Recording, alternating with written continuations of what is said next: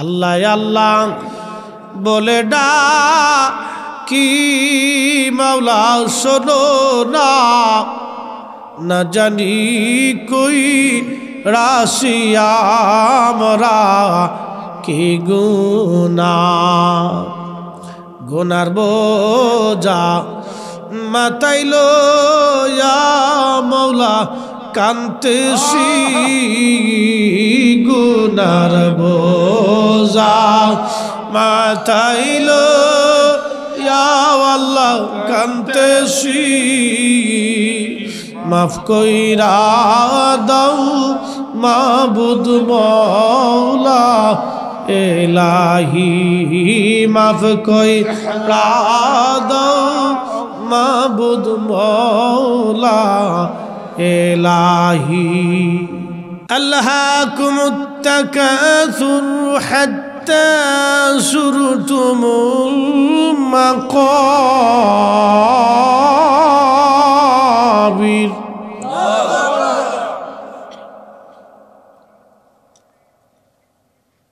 كلا سوف تعلمون ثم كلا سوف تعلمون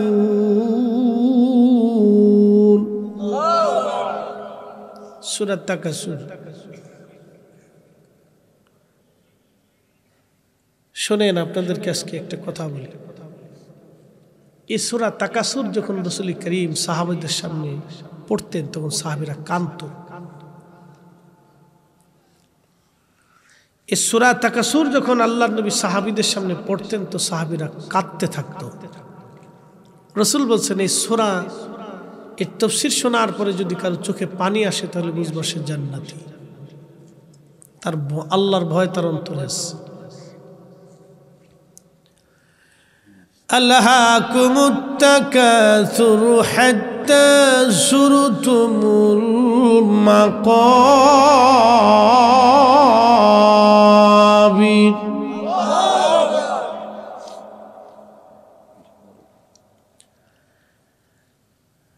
আল্লাহ বললেন মানুষ সম্পদের প্রতিযোগিতায়, দুনিয়ার প্রতিযোগিতায়,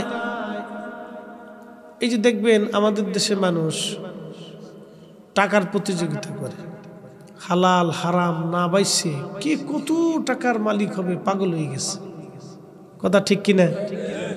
হালাল হারাম অনেকে বাঁচে না, কে কত টাকার মালিক কত দ্রুত গতিতে হবে এটার জন্য সবাই ব্যস্ত।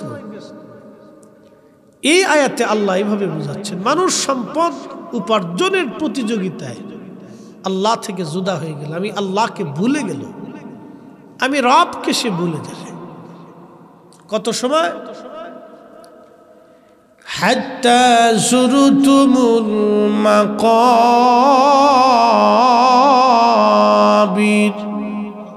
কবর পর্যন্ত, কবর পর্যন্ত সে ভুলে থাকবে, এরপর আর সুযোগ নেই, আর অপশন নেই। হযরত হাসান বসরি ডাক দিয়ে বললেন মা রাত্রিবেলা বাড়ি চলিয়া যাও, রাত্রিবেলা বাড়ি যাইয়া এশার নামাজ পড়িয়া 4 রাকাত নামাজ পড়ব, অতিরিক্ত সূরা ফাতিহার সাথে সূরা তাকাসুর পড়িয়া তাসবিহ খানা হাতে নিয়া দুরূদ শরীফ পড়তে পড়তে তুমি রাত্রিবেলা ঘুমাবা। ওই রাত্রি তোমাকে আল্লাহ দেখাবে তোমার মেয়ে জান্নাতি নাকি জাহান্নামী। জোরে বলেন সুবহানাল্লাহ। মহিলা চলে গেছে রাত্রিবেলা যে সূরা ফাতিহার সাথে 4 রাকাত পড়ছে। এই ঘটনার থেকে আমাদের অনেক কিছু শিকার আছে, বুঝেন। ঘটনা আজকের না, হাসান বসরি রহমতুল্লাহ জমানার ঘটনা। কাসাসটা খুব শিক্ষণীয়। তো মহিলা যাইয়া ওই আমল করে রাত্রিবেলা ঘুমানোর পরে দুরূদ শরীফ পড়তে পড়তে ঘুমানোর পরে স্বপ্ন দেখে তার মেয়েটা জাহান্নামের লেলিহান শিখার ভিতরে জ্বলতেছে। তো মেয়েটা মারে দেখে খুব চিৎকার করতেছে। তো মা তো কঠিন দৃশ্য দেখার পরে মহিলার ঘুম ভেঙে গেল। ঘুম ভাঙার পরে ফজরের নামাজ পড়ল, পড়ে আবার হাঁটতে হাঁটতে হাসান বসরি রহমতুল্লাহ দরবার এসে কাঁদতেছে। তো মা কাঁদেন কেন? বলে আপনি আমল দিছিলেন, সে আমল করার পরে রাত্রিবেলা স্বপ্নে আমার আল্লাহ আমার মেয়েকে দেখাইছে, কিন্তু মেয়েটা কঠিন জাহান্নামের লেলিহান শিখার ভিতরে দাও দাও করে জ্বলতেছে। আমার দেশের বেডি উন্না থায় পিছে, বেডি থায় আগে। লিপস্টিক নষ্ট হবে, অজুই করে না। কথা কর না কেন? লিপস্টিক নষ্ট হবে, বেডি অজুই করে না। আহা, এরা মনে করছে যে বেহেশত পেয়েছি। দুনিয়ার সাধারণ সামান্য একটু দুনিয়া পাইয়া তারা কত বড় উৎফুল্ল। এই বরুড়ার স্টেডিয়াম মাঠে যদি কালকে নর্তকী এনে নাচানো যায় তো লক্ষ লক্ষ যুবক এখানে নাচ দেখতে যাবে। কথা মিথ্যা বলছি? কিছু বুড়াও যাই না। হ্যাঁ, কথা কর না কেন? জোরে কর। কিছু বুড়াডিও যাই, কিছু গুড়াডিও যাই। বেডিগার চালায় ওই রাস্তা দিয়ে আটতেই পারবেন না, এটা ফার্স্ট। কোথার থেকে যে আসবে আপনি কল্পনাও করতে পারবেন না। কোথার থেকে আসলো ওই সার পোকা? দেখবেন যে সার পোকার মতো চিলবিল চিলবিল করে বেরোচ্ছে। কথা কর। সার পোকার মতো চিলবিল চিলবিল করে বেরোচ্ছে। কোথার থেকে আসছে? কোন গর্ত থেকে আসলো? সারাদিন শিয়াল খুঁজে পাওয়া যায় না, কিন্তু রায়তলি শিয়ালের অভাব নেই। কথা কর। শিয়ালের ডরে কুত্তা এলাকা থাকে না। কুত্তাকে বাপ আমি তোরা ছেড়ে দিলাম, তোরা থাক, আমরা যাই গে। শিয়ালের চোটে কুত্তা বিটতে পারে না, কিন্তু সারাদিনে একটা শিয়ালও পাবে না। তো দেখবেন ওইরকম শিয়ালের মতো হাজার হাজার বেরিয়ে আসছে। কোথার থেকে কল্পনাও করতে পারবেন। পরের দিন কিন্তু আর কাজের চিন্তাও নাই, অফিসের চিন্তাও নেই, আদালতের চিন্তাও নেই। বেডি বলে একটা সুন্দর এসে নাচতে এসে বলে দিয়ে আসি, চল যাই। আহা, মুসলমান কোথায় হারিয়ে গেছে তাদের দ্বীন ঈমান মুসলিম। একদিন মাটির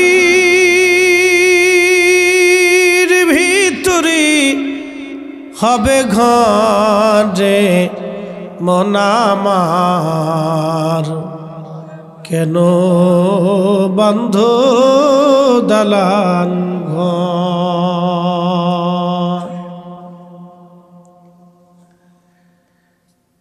এই মহিলা কাদার বলে, হুজুর রাত্রিবেলার স্বপ্ন দেখছি মেয়েটা জাহান্নামের লেলিহান আগুনের মধ্যে পড়ে।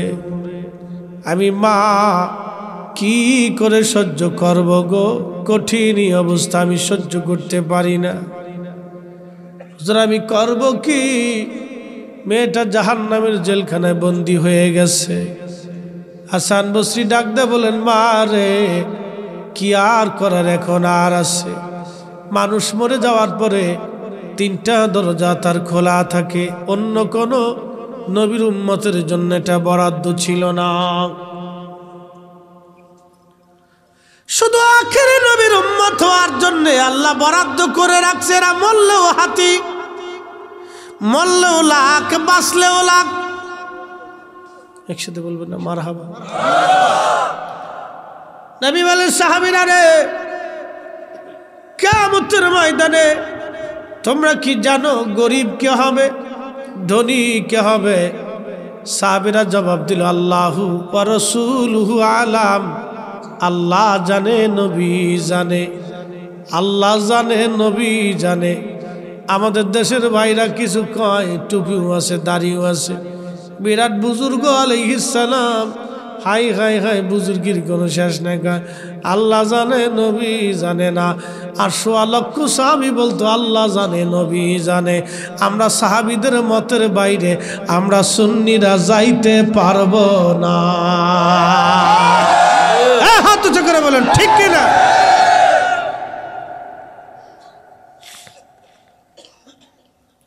অ্যাটেনশন।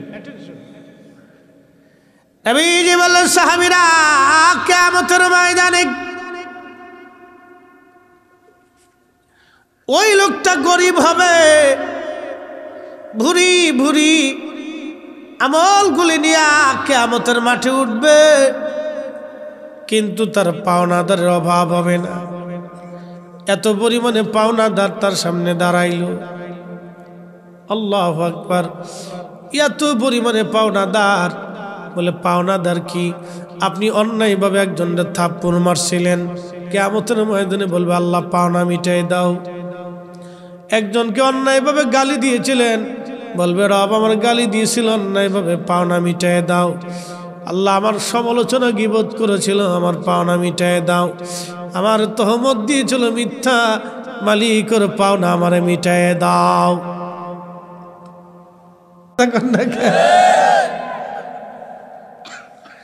মুরগা তার বলে নাই রে মানব জাতি, বাঙালিরা তোরা ডিম পেড়ে খা, আমরা ডিম দেবো না। মুরগাই কইছে, কিন্তু দাম বেড়ে গেছে। সিন্ডিকেট আলারা দাম বাড়াইলো, এর সাথে বড় বড় সরকারি অফিসাররাও জড়িত আছে। টেবিলের নিচ দিয়ে মাল মেরে দিচ্ছে। কথা কেন না, সপ্তাহ পর্যন্ত মেরে দিচ্ছি। কথা কর। এই সমস্ত আমলা যারা রাষ্ট্রীয় অর্থগুলি সম্পদগুলি চুরি করিয়া আমার গরিব মানুষের রক্তগুলি যারা চুষে খায়, কিয়ামতের ময়দানে তাদের বিরুদ্ধে 18 কোটি মানুষ মামলা করবে। কথা কোন ঠিক কিনা? কত কোটি? আমরা 18 কোটি মানুষ মামলা করবে। 18 কোটি মানুষদের বিরুদ্ধে কিয়ামতের ময়দানে মামলা করবে। আল্লাহ আমার ডিম চুরি করছিল, আলু চুরি করছিল, চিনি চুরি করছিল, তেল চুরি করছে, পেঁয়াজ চুরি করছে, মরিচ চুরি করছে, আমার চাল চুরি করছে। আল্লাহ আমার হক মেরে খাইছে গো মালিক, আজকে বুঝাই দিতে কও। ফেরেশতারা আল্লাহর দরবারে যায় বলবে আল্লাহ এত পাওনাদার, কিন্তু কি করব আমরা এখন? আল্লাহ বলবে ফেরেশতারা রে, ও বান্দার পাওনাদার অনেক, তার নেকি থেকে পাওনাগুলি মিটাইয়া দাও। দেখবেন এই জাতীয় কিছু মানুষ শেষ বয়সে 2-3 চিল্লা মারিয়ে দিয়া বুজুর্গ হইয়া যায়।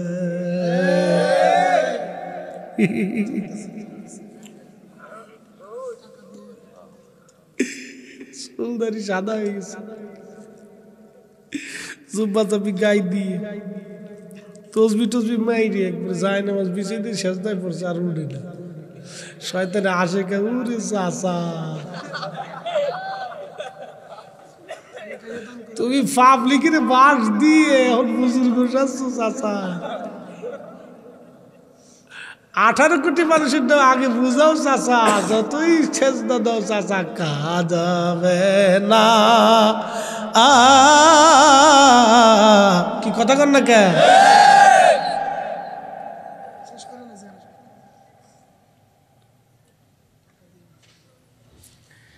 এই ওয়াজ করলে আগামী বছর আর দাওয়াত নসিব হবে না আমার।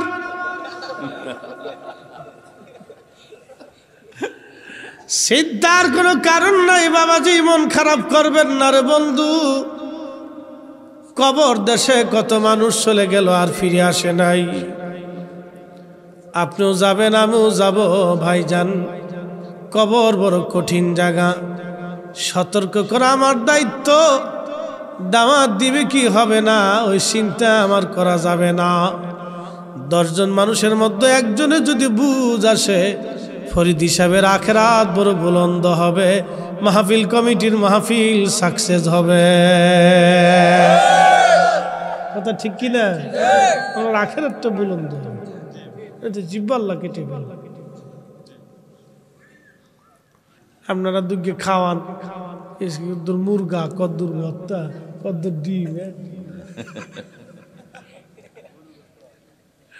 গরু আমি খাই না, বাধ্য দিছি, যা খামো না গরু। চিনিও খাই না, বাধ্য দিছি, যা। লবণও খাই না, যা খাইলাম না। একটু চা খাই না, চিনি সারা, লবণ সারা, একদম এটা ওষুধ। ওষুধ এটা খাইলে শরীরের হাড় মজবুত হয়, দাঁত মজবুত হয়, মুখের দুর্গন্ধ দূর হয়, পাকস্থলী শক্তিশালী হয়, গ্যাস্ট্রিকের ব্যারাম কমে যাবে। যেভাবে খায় আদা দিয়ে খাবেন, জান্নাতে আল্লাহ ঢুকার লগে লগে আগে আদার শরবত দিয়ে আগে শরবত খাওয়াইবে। মারাবা কইলেন না? সূরা ওয়াকিয়া পড়ে দেখবেন, আদা দিয়ে আল্লাহ কি করব? শরবত খাওয়াইবো, শরবত আদা। এই দুনিয়ার এটা আদা না, এটা না, বেহেশতের আদা।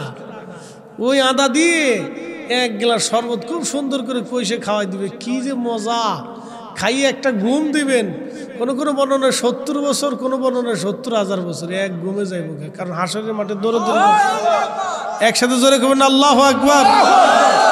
হাসরের মাঠে দৌড়াদৌড়ি হয়েছে, ক্লান্ত, খুব কষ্ট। একটা গম যে দিছে না, গমে তো উঠতে দেখবো যে মাথার কাছে এক খাড়াই রয়েছে। পোলাফান কোয়া যাবে না, বাচ্চা কাচ্চা মাহফিলে এত কথা ভাঙ্গি চুরে বলা যায় না, কথা ঠিক কিনা? দেখবো যে বাপরে বাপ, এত সুন্দর জীবনেও কোনোদিন দেখছে না। তাদের থুতু যদি পৃথিবীতে আসতো, আল্লাহু আকবার, সারা পৃথিবী সুগন্ধময় হয়ে যেত। একসাথে জোরে বলবেন আল্লাহু আকবার। তাদের সুগন্ধ পৃথিবীময় সুগন্ধ হয়ে যেত। কি সুন্দর ঘ্রাণ তাদের শরীরে। আর আমরা দেশের পোলাপান আন্দা গান্দা পয়সাইডির পিছনে খালি দৌড়ায়।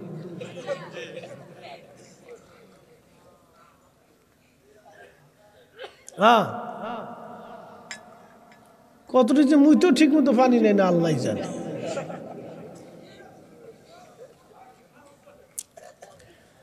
একসাথে জোরে বলি তো আল্লাহু আকবার। কষ্ট হচ্ছে আপনাদের? হক কথা একটু তিতা লাগে, ঠিক কিনা? মুসলমান খুব মনোযোগ দিয়ে, 18 কোটি মানুষের বিরাট বড় মামলা, পাওনা গুলি মিটে দাও। ফেরেশতারা পাওনা মিটাইতে যাবে, পাওনাদারের পাওনা দিতে দিতে রে একেবারে পাওনা মিটাই দিয়া নেকি শেষ, আর কোনো নেকি নাই। ফেরেশতারা আবার এসে বলবে, রব নেকি শূন্য, পাওনাদার এখনো শেষ হয় নাই। কি কঠিন ভয়াবহ! আল্লাহর ফেরেশতারা এই কথা বলার পরে আমার মালিক, আমার রব ডাক দিয়ে বলবে, যাও পাওনাদারদের পরিমাণ মোতাবেক নেকি গুনাহগুলি ওই বান্দার আমল নামায় চালায় দাও, চাপায় দাও। গুনাহগুলি চাপায় দিতে দিতে দিতে দিতে দেখা যাবে পাহাড় পরিমাণ নেকি নিয়ে কবরে গেল, কিন্তু পাহাড় পরিমাণ গুনাহ নিয়ে জাহান্নামে চলে গেল। নবীজি বললেন, সাহাবীরা রে, এই বান্দার মতো গরিব হাসরের ময়দানে আর কেউ নাই। একসাথে বলবেন আল্লাহু আকবার। তাহলে আল্লাহ আপনাকে গরিব বানাইছে, আপনারা খুশি না বেজার? হ্যাঁ, জোরে কর। অনেকে চিন্তা করে, কেন গরিব বানাইলো?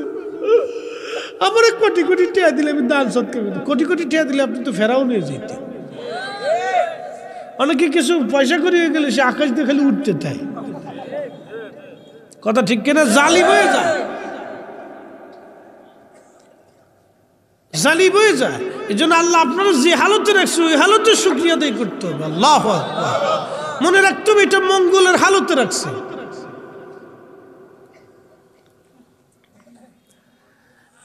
বরুড়াবাসী মনোযোগ দেন। হ্যাঁ, আরে ঘোড়ার ডিম ভুল করে ফেলাইলাম, তাল খুঁজে পেতিস না। আজকে ঘটনা কি? আমার দাদুর বাসা হলো কচুয়া, আইসে মাহফিল করছি বরুড়ায়। ওই তো ডাক্কাইতে ডাক্কাইতে এখন এলাম শান্তি নেই। আরে কপাল! এই কচুয়া কত বড়! কচুয়া থানা ইউনিয়ন কয়টা? অনেক বড় থানা মনে হয়। ওই দাউদ কেন্দ্রের কোনাইতে শুরু হয়েছে, শেষ হয় না। আরে বাপরে বাপ, কত বড় রে! কোনা শেষ হয় না। বড়রাও তো কম না। চান্দিনও তো বিরাট, ওইখান থেকে সে বিশ্ব রোডতে গাড়ি চালাতে চালাতে কোনায় শেষ হয় না। আচ্ছা যাক, আলহামদুলিল্লাহ। বড় হইলে আমরা এত দূর একটা দেশ, ছোট্ট দূর একটা দেশ, ছোট্ট মানচিত্রে খুঁজে পাওয়া যায় না, কথা ঠিক কিনা? এত বড় দেশ মানচিত্রে খুঁজে পাওয়া যায় না। তার 10 শতক জায়গা, ঢাকা শহরে 2 কাঠা জায়গা, একটা বিল্ডিং থাকলে ও বেডি আকাশ দিকে উড়ে। একবার ড্রাইভার মারে, কামলা বেডিরে মারে, একবার দারোয়ান রে ভিড়ে, বেডির কত ভাব।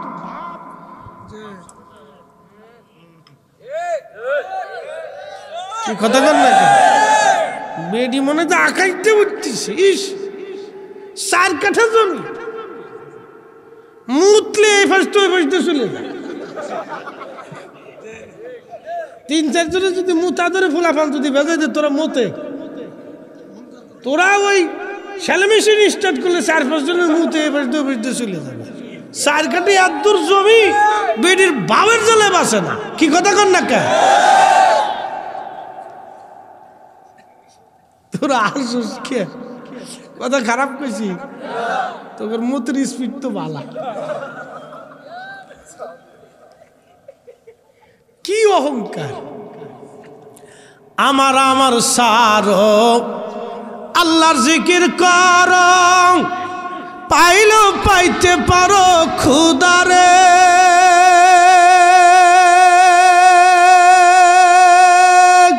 ঠিক কিনা?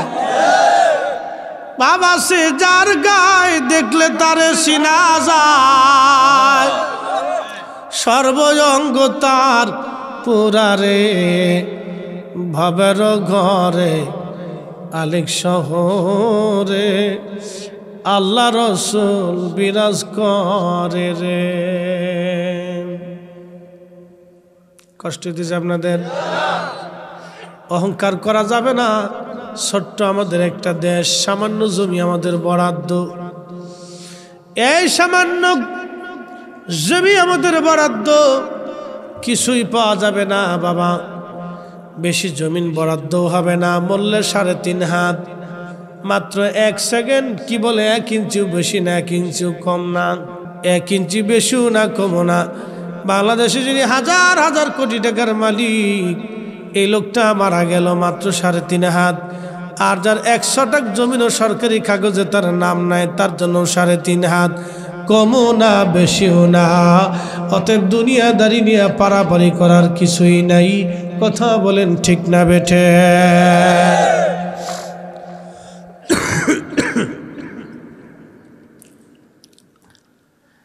চান্দিরাবাসী, এরপরে নবীজি ডাক দে বলেন, সাহাবীরা রে, ধনী কোন ব্যক্তি জাননি? সাহাবীরা বলে, আল্লাহ রাসূল আলাম, আল্লাহ জানে, নবী জানে, আল্লাহ জানে, নবী জানে। তখন সাহাবীরা, নবীজি ডাক ডাক, সাহাবীরার এক ব্যক্তি হাসরের ময়দানে উঠবে। কিছু মানুষ হাসরের ময়দানে উঠার পরে দেখবে অহুদ পরিমাণ তার নেকি আমল, আর আমল অহুদ পরিমাণ আমল, বিরাট আমল তার। ডাক দিয়ে বলবে, রব আমি তো আশ্চর্য, এত আমল তো আমি করি নাই গো আল্লাহ, এত আমল তুমি আমারে কেন দিলাম? ও আল্লাহ, আমি তো উমরা করি নেই, নফল নামাজ অতটা পড়ছি না, ওই সময় কোরআন পড়ি নেই, ওই মাহফিলে তো আমি বসি নাই, আমি তো কবরে চলে আসছিলাম, মাহফিল তো তার কত পরে হইছে, এত সব আমার কেমনে দিলা? আল্লাহকে, বান্দারে তুমি মাহফিলে ছিলে না, কিন্তু তোমার ছেলেটা মাহফিলে ছিল, ওই মাহফিলে বৈশা তোমার ছেলেটা তোমার জন্য দোয়া করছিল, ওই পুরা মাহফিলের সওয়াব আমি আল্লাহ তোমার কবরে পাঠাইছি। তো হয়ে গেল না? আর একটু জোরে বলবেন আল্লাহু আকবার। এখন যারা ওই বাজারে বিড়ি টানে, যারা বিড়ি টানে তাদেরকে আল্লাহ বলবে, তোমার ছেলেটা মাহফিলে গেছিল কিন্তু খালি বিড়ি টানছে। কি কথা কন নাকি? খারাপ বলছে? বাবাজি আসেন, দোকানে বসে থেকে কোনো লাভ নাই, মাহফিলের মধ্যে এসে বসে যান। আল্লাহ ডাক দেবে, বান্দারে তোমার ছেলেটা মাহফিলের এক কোনায় বসে দোয়া করছিল, আওয়ালাদিন সালিহিন ইয়াদউ লাহু, নেক সন্তানের দোয়াগুলি আমি আল্লাহ তোমার কবরে বহু গুণে বাড়াইয়া দিয়েছিলাম। তোমার ছেলেটা নফল নামাজ পড়ে তোমার জন্য দোয়া করছিল, কোরআন শরীফ পড়ে দোয়া করেছিল, আর ওই এতিমখানায় মাদ্রাসায় এসে দান করেছিল, মসজিদে তোমার নামে দান করেছিল। রে আল্লাহ, আমার বান্দা এইগুলি রে বহু বহু গুণে বাড়াইয়া আজকে তোমার কবরে পৌঁছাই দিলাম। নবীজি বললেন সে গরিব হবে কিন্তু কিয়ামতের ময়দানে ধনী হয়ে যাবে। এই অসংখ্য নেকিগুলি নিয়ে আমার বান্দা আমি আল্লাহ তারে জান্নাতি বানাইয়া দিব।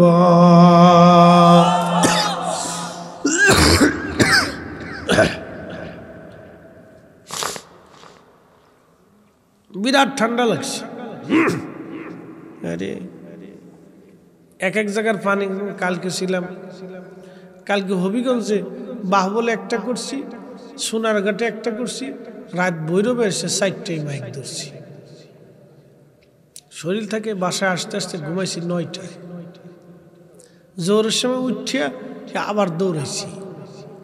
আজকে শেষ করে আবার রাত্রে চলে যাবো বগুড়া। কালকে বগুড়া করে এসে জুমার নামাজ পড়াইয়া আবার যাবো ফরিদপুর। বুঝেন এবার ঠেলা, আমরা লাগে যে থাকবো এর অবস্থা খারাপ হয়ে যাবে, কষার বেরোবো যাবো। 2 দিন পরে বাথরুমে যাই খেলে কুদবো বয়ে বয়ে। হ্যাঁ, আমার কয়েকজনকে ভাই একটু আপনার সাথে ঘুরমন কাজ চাহেন। একদিন ছিল, পরে দৌড়াইছে না আর থাকা যাবে না। সেদিন বড় রাতে মাহফিল করিয়া মাহফিল ধরছিল ইয়াতে, আরে আপনার কি কয় সাতপুরের এই মতলব উত্তরে যে সেঙ্গেশ্বর আছে না, ওই সেঙ্গেশ্বরে গাড়িটা আমি চালাইছিলাম, ড্রাইভার ছিল না। আমাকে খালি শক্ত করে ধরে বসে থাকে। এরপরে দিয়েছি টান 1 ঘন্টায় পৌঁছাইতে হবে। এই বরুরাত থেকে গাড়িটা টান দিছি, 1 ঘন্টার ভিতর পৌঁছতে। আমি পিছনে গেলে শক্ত হয়ে বসে থাকেন। পরে মাহফিল করার পরে দাউদকান্দি যাওয়ার পরে ভাই আমার মাফ করে দেন। কে আপনি জিদ না মানুষ, চিন্তা করার দরকার নেই, আগে খালি শক্ত হয়ে বসে থাকেন। খাপ মনোযোগ দিয়ে পরিশ্রম বিরাট। যেই ওয়াজ শুনতে চাইছেন এটা একবারে লাস্টে, প্রত্যেক দিন কইতে কইতে আমার জান শেষ। আগের মাহফিলও একই ওয়াজ শোনা করা লাগছে, এখনো সে একই ওয়াজ কইলে কইলে কইলে কইলে জান শেষ। আমার এই ওয়াজের পিছনে একজন আবার লাগছে খুব, কি একটা জ্বালাত যে ফুরছি পাগল ফুগল লইয়া একটা মুশকিল আছে। আচ্ছা যাক, ঠিক আছে, করবো ইনশাল্লাহ। খুব মনোযোগ দিয়ে। তাহলে দুনিয়ার ভিতর থেকে মানুষ মারা যাওয়ার পরে 3টা রাস্তা তার জন্য খোলা, অন্য কোনো উম্মতের জন্য এটা বরাদ্দ না, শুধু এই নবীর উম্মতের জন্যই ওয়াজ বরাদ্দ। একসাথে জোরে বলেন আল্লাহু আকবার। আমরা কত দামি। নবীজি বললেন 3টা দরজা খোলা থাকবে। 1 নম্বর হলো সদকায়ে জারিয়া, প্রবাহিত সওয়াব। বলে প্রবাহিত সওয়াব কি? আপনি একজন গরিব মানুষের বাড়ি টিউবওয়েল গেড়ে দিলেন, একটা গরিবের মেয়ের বিবাহ দেওয়াই দিলেন, আর আপনি একজন ওই যে কি বলে একটা মাদ্রাসায় আপনি একটা গাছ লাগাই দিলেন, অথবা আপনি ওই মসজিদে একটা টিউবওয়েল গেড়ে দিলেন। যতদিন পর্যন্ত মসজিদ থাকবে মসজিদের টাইলস এবং পানির ফিল্টার লাগাই দিলেন, অথবা আলো লাগাই দিলেন, অথবা টাইলস লাগাই দিলেন, মসজিদ করে দিলেন। যতদিন মসজিদ থাকবে ততদিন আপনার আমল নামায় নেকি চলতে থাকবে, যতদিন মানুষ পানি পান করবে সওয়াব চলতে থাকবে। আর একটা হচ্ছে ইলমের খেদমত। আপনি যদি একটা ছেলেকে তলবে আলেমকে যদি আপনি আলেম বানান, অনেক ছেলেরা এতিম মাদ্রাসায় পড়ে, আপনি যদি তারে খাওয়াইয়া সে যদি আলেম হয়ে যায়, অথবা সে কোরআনের হাফেজ হয়ে যায়, যতদিন কোরআন পড়বে ওই আলেম থেকে যত আলেম হবে, ওই আলেম থেকে যত আলেম হবে, আল্লাহ নবী বললেন তোমাদের কবরে নেকি চলতে থাকবে। তোমরা কবরে ঘুমাইবা কিন্তু নেকি ঘুমাবে না। 3 নম্বর ওয়ালাদিন সলিহিন ইয়াদুলাহু, নেক সন্তানগুলি যখন আল্লাহর দরবারে হাত তুলবে, রব আমার আব্বা আম্মারও তুমি মাফ করে দাও, তখন আল্লাহ পাকের রাসূল ডাক দেয়া বললেন সঙ্গে সঙ্গে আমার আল্লাহ ওই হাতের কারণে বাবা আমার কবরগুলি জান্নাতের বাগান বানায় দেবে। একসাথে জোরে বলেন সুবহানাল্লাহ। তাহলে কি দোয়া চলবে না বন্ধ হবে? ফাতিহা চলবে না বন্ধ হবে? মিলাদ চলবে না বন্ধ হবে? এই কথা মনে রাখবেন, মিলাদ চলবে, কোরআন খতম চলবে। খাদিমুর রাসূল হযরত আনাস 10 বছর নবীর কদমের গোলামি করেছেন। 10 বছর কাল থেকে আরো 10 বছর 20 বছর পর্যন্ত নবীর কদমের খেদমত করেছেন। হযরত আনাস রাদিয়াল্লাহু আনহুর মা একদিন বলেন, আনাস রে তুই যাইয়া নবীর কাছ থেকে দোয়া নিয়ে আসবি। বলে কি দোয়া চাবো? বলে দোয়া চাবি আল্লাহ যেন তোর সন্তান সন্ততি এবং সম্পদে বরকত দিয়ে দেয়। হযরত আনাসের মা দোয়া শিখাই দিলেন। খাদেম যায় বলেন, ইয়া রাসূলুল্লাহ আপনি আমার জন্য দোয়া করে দেন, কারণ নবীর দোয়া কখনো ফেরত আসে না। কি দোয়া চাও খাদিম? বলে হুজুর আমার সন্তান এবং সম্পদে যেন আল্লাহ বরকত দেয়। নবী দোয়া করলেন, আল্লাহ আমার খাদেম আনাসের সম্পদ এবং সন্তানে তুমি বরকত দিয়ে দাও। এই দোয়া করার পরে আল্লাহ এত পরিমাণে সন্তান তারে দিল 100টা।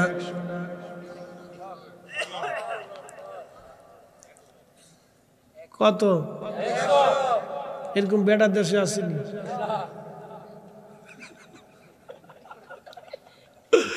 একসাথে কথা আল্লাহু আকবার। আরে হইছে না, আরো জোরে কর। কত? আরো জোরে। এরকম বেটা আসেনি দুনিয়া, সারা দুনিয়া তো পাইতে না। দুয়ার পাওয়ার কত? সবার খেজুর গাছে একবার ধরলে ওনার খেজুর গাছে বছরে 2 বার খেজুর আসতো। সবার উটের বাচ্চা একটা হলে ওনার উটের বাচ্চা 2টা করে হইতো। ছাগল 4টে করে হইতো। সবার 1 কেজি দুধ আসলে ওনার 2 কেজি আসতো, মানে সবার থেকে উনি ডাবল। সুবহানাল্লাহ কইলেন না? যেমন সম্পদ তেমন সন্তান আল্লাহ পাক বহু গুণে দিয়ে দিলেন। নাম দোয়া। দোয়া দোয়া ওনার একটা আদত ছিল, সারা রাত্র কোরআন শরীফ উনি তেলাওয়াত করতেন। তাহাজ্জুদ নামাজ পড়তেন। ফজরের নামাজের আগে কিছু কোরআন তেলাওয়াত উনি বাকি রাখতেন, 1-2 পারা। ফজরের নামাজ পড়ে বাড়ি আসতেন, ছেলে মেয়ে সবাই ডাকতেন, স্ত্রী পুত্র পরিজন নাতি নাতকুর যারা ছিল সব উনি ডাকতেন। ডাকিয়া বসাইয়া খাদেম রাসূল হযরত আনাস রাদিয়াল্লাহু আনহু বাকি কোরআনের 2 পারা তেলাওয়াত করতেন, অথবা 1 পারা তেলাওয়াত করার পরে তিনি দোয়া শুরু করতেন। দোয়া করা শেষ, নবীর খাদিম বলতেন, সাহাবীরা রে ও আমার পরিবার পরিজন তোমরা শোনো, আমি আমার রাসূলের জবান থেকে শুনছি কোরআন খতম দেওয়ার পরে যে দোয়া করা হয় এই দোয়াগুলি আল্লাহর আসমানে কবুল হয়ে যায়। জোরে বলেন আল্লাহু আকবার। কোরআন খতম হবে, কথা কর না, কোরআন খতম হবে, মিলাদ শরীফ হবে, ফাতিহা হবে। ও বেদাতের ফতোয়ার গোষ্ঠী কিলে কি কথা কর না কে? ঠিক কি না? ও বেদাতের ফতোয়ার গোষ্ঠী কিলে একটু সাথ দিয়ে বেশি করে দিয়ে গোষ্ঠী কিলে তুই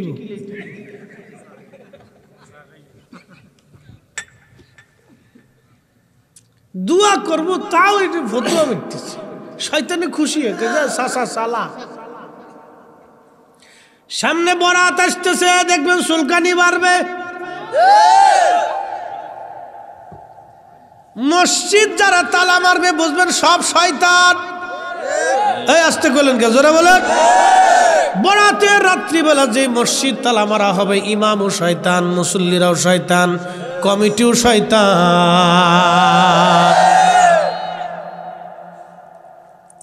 শয়তান আমি কয়ে দিয়ে গেলাম, শয়তান যদি দেখবার চান তাহলে ওই জায়গায় চলে যাবে।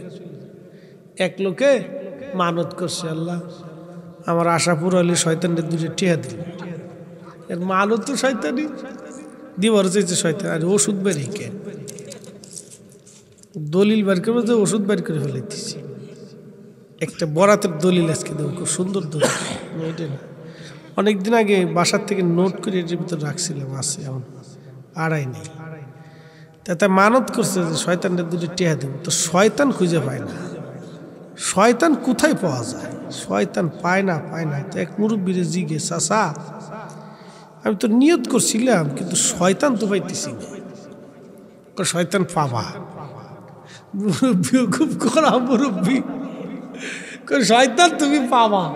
বলে কই পাবো? মাহফিলে যা বইবা, চুপচাপ বয়ে থাকবা, দেখবা মাহফিলের ভিতরতে যেটা উঠতে যায় বুঝবে এটা শয়তান।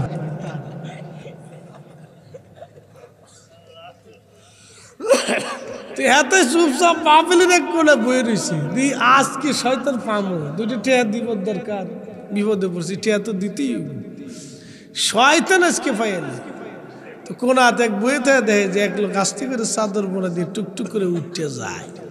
শীতকাল পিছন দিক দিয়ে যে রাস্তার কোন দিয়ে যাইতে ধরছে, পাইছি শয়তান। হ্যাঁ, চাদর উল্টে দে গ্রামের মুরব্বী, কে শয়তান আমার 2 টাকা লে বাঁচাও তাড়াতাড়ি। হ্যাঁ তুমি কেন? হ্যাঁ তুমি আমার শয়তান করতেছ। কে বলতেছে? একজনের কাছে জিজ্ঞেসছিলাম, সে কইছে মাহফিলের ভিতরতে যেটা উঠে যায় বুঝবে এটা শয়তান। তা আমার এই বাঁচান, আপনি 2 টাকা লই আমার তাড়াতাড়ি বাঁচান, আমি নিয়ত করছিলাম তাড়াতাড়ি বাঁচান, আপনি শয়তান পাওয়া গেছে শয়তান। তো এই জন্য বলি, বরাতের রাত্রিবেলা যে মসজিদ কমিটি মসজিদ বন্ধ করবে, তালা মারবে, কমিটিও শয়তান, ওই ইমাম, ওই খাদেম, মুয়াজ্জিন যা আছে সব শয়তান। কথা কর না কেন? হাত উঁচা করে বলেন ঠিক ঠিক। কথা ক্লিয়ার না ভেজাল আছে? ক্লিয়ার, কোনো ভেজাল নেই। দলিল দিচ্ছি এবার। ইমাম ফাকিহি আখবার মক্কা 1200 বছর আগে লিখছে, অনেক আগে লিখছিলাম, এটা ছিঁড়ে গেছে। 1200 বছর আগে ইমাম ফাকিহি আখবার মক্কা, 1200 বছর আগের কিতাব, ওনার লিখিত। মক্কার ইতিহাস, ঘটনা, সংস্কৃতি, মক্কা কি হইতো বিস্তারিত লেখছে। কান আহলু মক্কাতা ফীমা মাদা ইলা জামানিনা ইদা কানাত লাইলাতুন নিসফি মিন শাবান। ইমাম ফাকি লিখতেছেন যে আমাদের জমানাতে যখন লাইলাতুল বরাতের রাত আসতো, লাইলাতুন নিসফি মিন শাবান, শাবানের 14 তারিখ রাত আসতো, খারাজু ইলা বাইতুল্লাহিল হারাম, আমরা মক্কাতুল মুকাররমার দিকে সমস্ত মক্কাবাসীরা হারাম শরীফে উপনীত হইতাম। একসাথে বলবেন আল্লাহু আকবার। কোন শরীফ? কথা কন না, কোন শরীফ? বাইতুল্লাহ, কাবাতে উপস্থিত হইতো মক্কাবাসী। কোন রাতে? বরাতের রাত্রে। একসাথে কইলেন না মারহাবা। কত বছর আগে? 1200 বছর আগে। 1200 বছর আগে ইমাম ফাকি লিখতেছেন আমাদের জমানাতে লাইলাতুল বরাতের রাত আসলে আমরা এই রাত্রিবেলা সমস্ত মক্কাবাসীরা সারা এলাকার থেকে হারাম শরীফে জড়ো হইতাম। ইউসাল্লুনা ওয়া ইয়াখতিমুনাল কুরআন ওয়া ইয়াদউনা। আর আমরা ওই সময় মক্কাবাসীরা সালাত আদায় করত, কোরআন খতম দিত, দোয়া খায়ের করত। একসাথে কইলেন না মারহাবা। 1200 বছর আগে নামাজ পড়লে বেদাত হইল না, কোরআন খতম দিল বরাতের রাত্রে বেদাত হলো না, মক্কাতুল মুকাররমে দোয়া হলো বেদাত হলো না। 1200 বছর পরে এসে যারা বেদাত কথাকে মসজিদ তালা মারবে সব শয়তানের দালাল।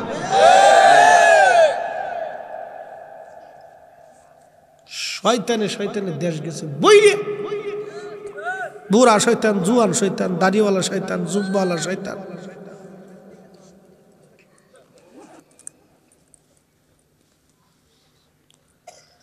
কথায় ভেজাল আছে? কোনো ভেজাল না। একবার ডাইরেক্ট মেরে দিছি, যাও ভেজাল করে লাভ কি, কোনো বগিযোগী নেই। 1200 বছর আগের মুসলমানদের কাছে ইমাম বুখারীর জমানা, কি ভাইজান, ইমাম বুখারীর জমানা তো, আল্লাহু আকবার, ইমাম বুখারীর জমানা। ওই সময় ইমাম বুখারী মসজিদে নববীতে কিতাব লিখতেন, বুখারী শরীফ লিখতেন। হাদিস সংকলনের স্বর্ণ যুগ ছিল ওই সময়। পৃথিবী বিখ্যাত বড় বড় আইম্মে ইকরাম ছিল, মক্কার ইমাম যারা ছিল তারা লক্ষ লক্ষ হাদিসের হাফেজ ছিল। তাদের কাছে বেদাত হলো না, এখন দেড় ব্যাটারি মৌলবীর কাছে বেদাত হয়েছে। কি কথা কন না কেন? নবী সাহাবী ছিলেন আবু হুরায়রা, তিনি বলতেছেন আল্লাহর হাবিবের বারগাহে দরবারে রাসূলের করিমের খেদমতে আমি আমার ছোট্ট একটা টুপলা নিয়ে গেলাম, যা বললাম হুজুর এই টুপলার মধ্যে কিছু খেজুর আছে, আমি গরিব মানুষ, আপনি আমার খেজুরের বরকতের জন্য দোয়া করে দেন। আবু হুরায়রা বললেন নবীজি খেজুরের টুপলা খানা ধরিয়া আমার জন্য দোয়া করে দিলেন। আহা, দোয়া হয়ে গেল। আর আল্লাহর নবী বলে দিলেন আবু হুরায়রা খেজুরের টুপলার ভিতর থেকে খেজুর বের করে নিবা, সাবধান ভিতরে কিছু আছে কিনা দেখবা না। আবু হুরায়রা বলেন 16 বছর ধরে খেজুর আমি উঠাইলাম, নিলাম, খাইলাম। 16 বছর ধরে মদিনার মক্কার হাজার হাজার মানুষ আমি খাওয়াইলাম, আমার খেজুর কোনোদিন কমে নাই। যেদিন উসমান গনি শহীদ হয়ে যায় ওই দিন তারে বাঁচাইতে যে খেজুরের টুপলাখানা হারিয়ে ফেললাম, আর কোনো দিন আমি খুঁজে পাই নাই। একবার জোরে বলা যাবে কি আল্লাহু আকবার? খাবেন, অসুবিধা নেই। বরাতের রাত কি, মেরাজের রাত কি, আর ঈদের রাত কি, খালি রমজান মাসের দিনে চলবে না। কি কথা কর না কেন? রমজান মাসে দিনে চলবে না, শুভে সাদিক থেকে সূর্য অস্ত পর্যন্ত এই সময় খালি খাওয়াবেন না, ইফতারের সময় খাওয়া। মারহাবা কইলেন না? ইফতারের সময় কেন খাওয়াবেন? ওই যে ঘুমায় পড়ছে একদম জায়গা মোরাকাবে চলে গেছে, বুঝলাম না কিছু ছাতা। এই ওয়াজের পরেও কেউ ঘুমায়? বাপরে বাপ, ও কি ঘুমের জগৎ থেকে গেছে রে, ও দুনিয়াত লাই, ও মরে গেছে একবারে।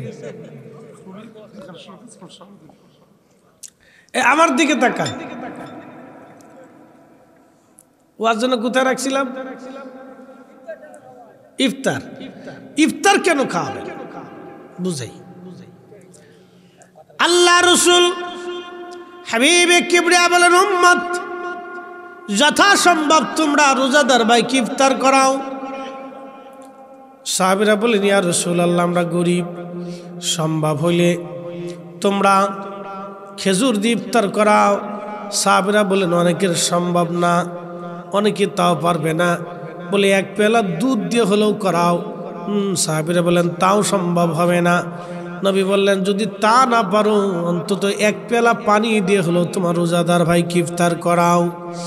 কারণ তুমি তোমার রোজাদার ভাইকে ইফতার করাইলে তার রোজা হোক বা না হোক, তোমার রোজাও হোক বা না হোক, আল্লাহ আমল নামায় একজন রোজাদারকে খাওয়াইলে আল্লাহ একটা কবুল রোজার সওয়াব তোমার আমল নামায় দিয়ে দেবে। চিৎকার মেরে বলেন আল্লাহু আকবার।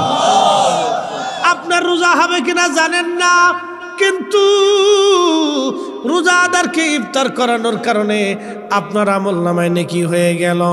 আল্লাহর নবী বলেন আর পেট পুরে যদি তুমি রোজাদারকে তৃপ্তি সহকারে খাওয়াও তাহলে আল্লাহ রাব্বুল আলামিন তোমার জীবনের গুনাহকে আল্লাহ মাফ করে দেবে এবং তোমার জন্য আমার আল্লাহ জান্নাতের উত্তম মেহমানদারির ব্যবস্থা আল্লাহ রাখবে। আমার দিকে তাকান।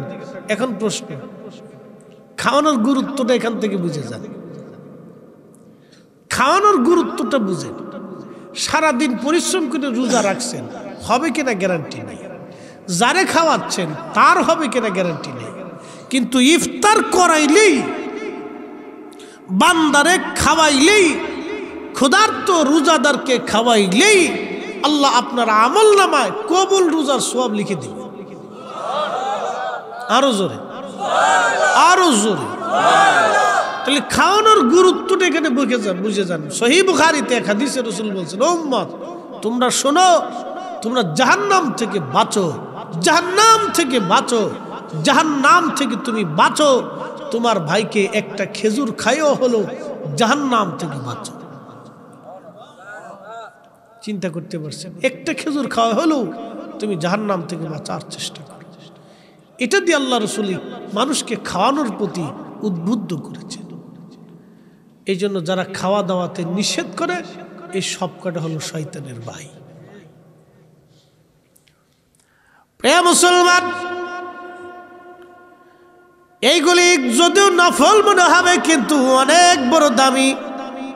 যদিও মনে হবে আপনার কাছে নফল কিন্তু দাম অনেক, মর্যাদাও অনেক। এই জন্য বলছিলাম আপনারা এই নফল ইবাদতগুলি করবেন। আমরা মিলাদ শরীফ পড়বেন। মিলাদে কি সর্বপ্রথম নবীজির দুরূদ পড়া হয়, কোরআন তেলাওয়াত, এখানে 1 হরফে 10 নেকি। এরপরে দুরূদ, প্রত্যেক দুরুদে 10 নেকি, 10টা গুনাহ মাফ, 10টা রহমত। এরপরে খোদার জিকির, আল্লাহ জিকিরের মধ্যে বরকত আর বরকত। এরপরে দোয়া, প্রত্যেক দোয়ার বরকত কি? আমরা একা একা দোয়া করি, একা একা দোয়া করার চাইতে জমাতে দোয়া করা ভালো। একা একা নামাজ পড়ার চাইতে জমাতে নামাজ পড়া ভালো। একা একা জিকির করার চাইতে জমাতে জিকির করা ভালো। জমাতে দোয়া করলে লাভ কি? নবীজি বললেন সাহাবীরা রে, যখন আমার আল্লাহর বান্দারা জমাতের সাথে যে দোয়া করতে থাকে, একজনে দোয়া করে বাকিরা আমিন আমিন বলে, আমার রব্বের কাছে শরম লাগে এই দোয়াগুলি খালি ফিরাই দিতে। আমার আল্লাহ ডাক ডাকে, আমার বান্দারা তোমরা এতগুলি বান্দা আমার আল্লাহ আল্লাহ বলে ডাকতেছো, যাও আমি আল্লাহ তোমাদের দোয়াগুলি কবুল করে নিলাম। উপস্থিতি খুব মনোযোগ দিয়ে কথাগুলি শুনবেন। আমার ওয়াজ শেষ। বলছিলাম হজরতে হাসান বসরি রাহমাতুল্লাহ আলাইহির কথা।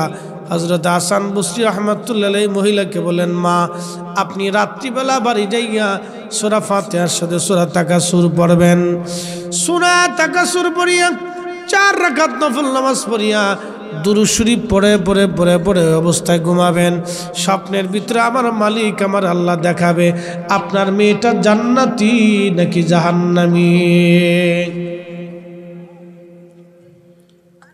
মহিলা রাত্রিবেলা যার স্বপ্ন দেখছে, আল্লাহ তার স্বপ্ন দেখায় তার মেয়েটা জাহান্নামের লেলিহান শিখার মধ্যে জ্বলে।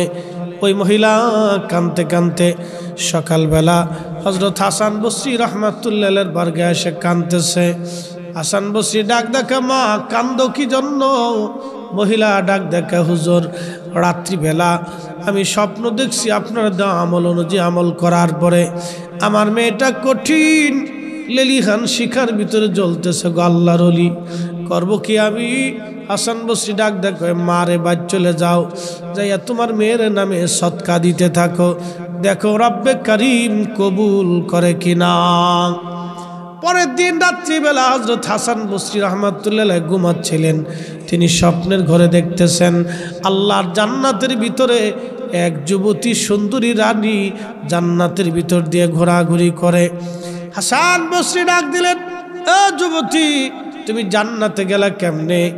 যুবতী মহিলা ডাক দে বলল, হুজুর আপনি কি আমারে চিনেন নাই? আমার মা আমাকে দেখার জন্য আপনার কাছে গিয়েছিল, আজকে আল্লাহ আমারে মাফ করিয়া আল্লাহ আজকে আমারে জান্নাতি বানাই দিছে। আরো জোরে বলেন আল্লাহু আকবার। জান্নাতি আল্লাহ বানাইছে। হাসান বসরি ডাক দেখা, মারে জান্নাত পাইলা কেমনে রে মা? বলবানি আল্লাহ তোমার কেন মাফ করে দিল? মেয়েটা ডাক দেখা, হুজুর আল্লাহ একটা কারণে আমরারে মাফ করছে। আমারে মা যে গোরস্থানের মধ্যে দাফন করছিল, এই গোরস্থানে 70,000 কবর ছিল। সুবহানাল্লাহ বলবেন। কত হাজার? 70,000 কবর এই গোরস্থানে। হুজুর 70,000 গোরস্থানবাসী, এই গোরস্থানের পাশ দিয়ে একজন অলি যাওয়ার সময় সে দীর্ঘ সময় দুরূদ শরীফ পড়ে এই গোরস্থানবাসীর জন্য দুরূদ শরীফ পড়ে দোয়া করে গেছে। আজকে আমাদের দেশে যারা বুকে হাত বেঁধে নামাজ পড়ে ওরা বলে শুধু কবরের কাছে যে সালাম দিবেন আর কিচ্ছু করা যাবে না, বাদ বাকি যা করবেন সব বেদাত। কি বুঝলেন আপনারা? হাসান বসরি কোন জমানার আলেম? হযরত ইমাম হুসাইন রাদিয়াল্লাহু আনহুর জমানার আলেম। ওই জমানার মুসলমান কবরের পাশে দাঁড়াইয়া দুরূদ শরীফ পড়ে দোয়া করলো। ওই জমানায় বেদাত হলো না, আজকে 1400 বছর পরে এসে বেদাত হয়ে গেল। তার মানে বোঝা গেল আমরাই ঠিক, ওরাই হলো অরিজিনাল বেদাতি। কথা কন না কেন? ঠিক কিনা? বেদাতি কি আমরা না হেরা? যদি আমরা বেদাতি হই তাহলে 1400 বছর আগে মুসলমানরা বেদাতি হয়ে যায়। সাহাবীদের জমানার মুসলমান বেদাতি হয়ে যায়, হাসান বসরি বেদাতি হয়ে যায়। হাসান বসরি ডেকে বলে মা, তারপরে কি? মেয়েটা ডেকে বলল হুজুর, ওই আল্লাহর ওলি দুরূদ শরীফ পড়ে আমাদের জন্য দোয়া করে গেছে। ওই দোয়ার কারণে আল্লাহ রাব্বুল আলামিন আমাদের 70,000 গোরস্থানবাসীর সবাইরে আল্লাহ মাফ করিয়া জান্নাতি জান্নাতি আল্লাহ বানাই দিছে। একসাথে বলেন আল্লাহু আকবার। قل يا عبادي الذين أسرفوا على أنفسهم لا تقنطوا من رحمة الله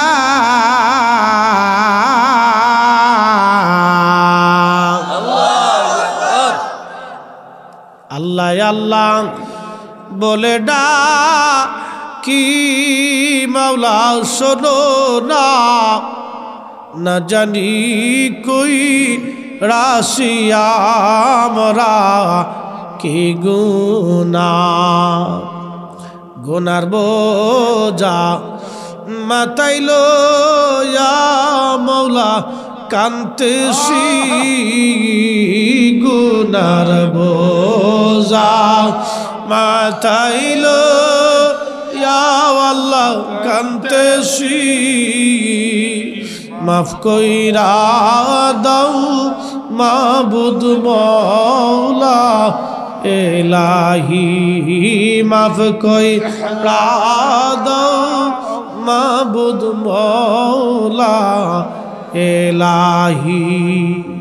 আল্লাহ ডাক দেখে কুল হুজুর আপনি বলিয়া দিন ইয়া ইবাদি আল্লাযী আসরাফু আলা আনফুসিহিম, আমার বান্দা নিজের নফসের সাথে যদি তুমি জুলুম করো, কবিরা গুনাহ করো, চিন্তার কোনো কারণ নাই। লা তাকনাতু মির রাহমাতিল্লাহ, আমার রহমত থেকে তুমি নিরাশ হইও না। ইন্নাল্লাহ ইয়াগফিরুয যুনুবা জামিআ, আমি তোমাদের জীবনের যাবতীয় গুনাহগুলি আমি আল্লাহ মাফ করে দিব। চিৎকার মেরে জোরে বলেন আল্লাহু আকবার। এসেছেন যত নবী সকলের ইমাম, সালাম নবী তোমায় হাজারো সালাম ইয়া নবী।